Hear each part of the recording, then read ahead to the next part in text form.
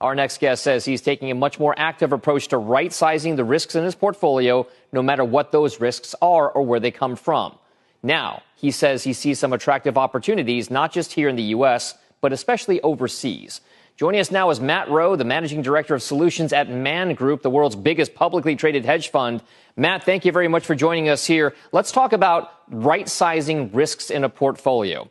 If you work for a group like Man, you have to be risk aware. Why do you think now is a good time to think about what your risks are and how to minimize or right-size them? Yeah, well, thanks.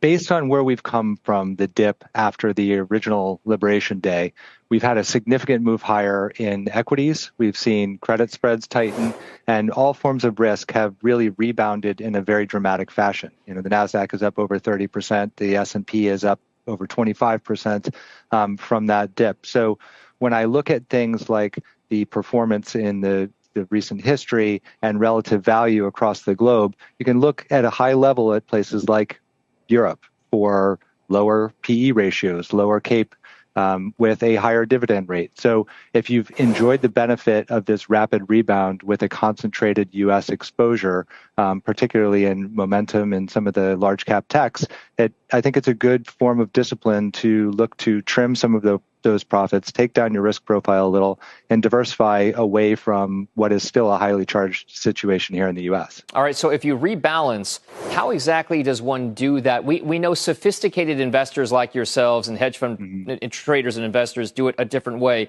But as we talk about smaller retail investors and maybe small investment advisors, is it through ETFs? Yeah. And what specific geographies or types of products would you use?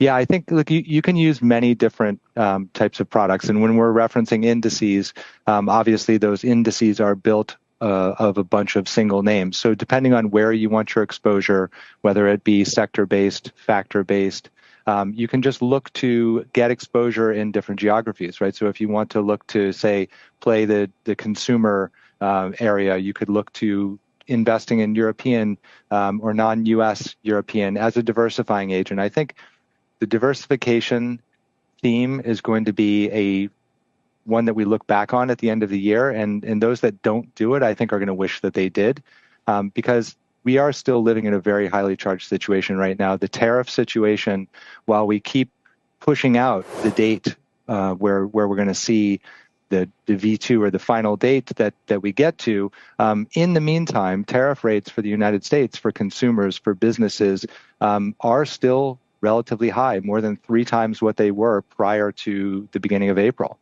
So the status quo is one with a lot of economic friction. And I think people are, kind of pushing that to the side and hoping that's not the case.